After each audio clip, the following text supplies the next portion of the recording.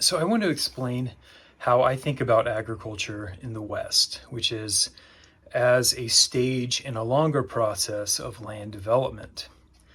Let's look at an 1893 essay by Frederick Jackson Turner.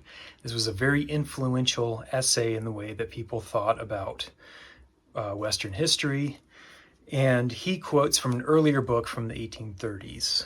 Three classes, like the waves of the ocean, have rolled one after the other. First comes the pioneer. So this is the frontiersman. He goes and builds a little log cabin. The next class of immigrants purchase the lands, add field to field. So these are the farmers. They come in, cultivate their fields, and pretty soon you have a little village. Another wave rolls on. The men of capital and enterprise come. The settler is ready to sell out and take the advantage of the rise in property and become himself a man of capital and enterprise in turn.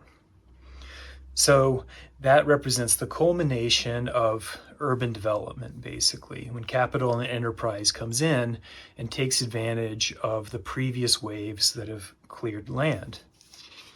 So you may wonder, is that just in the 19th century?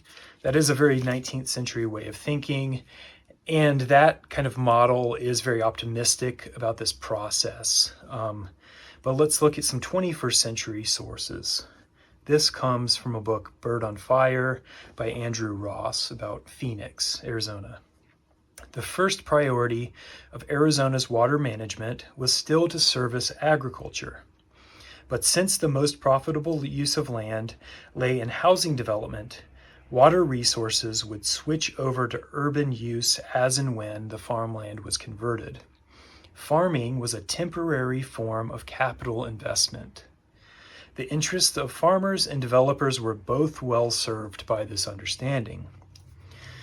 And this is from a book published in 2020. And the authors of this book found a pro-growth brochure from an organization based in Scottsdale. Water supplies to Phoenix are enough for home builders to comply with the state law, which requires a 100 years water supply. About 70% of water use in Arizona still goes to agriculture.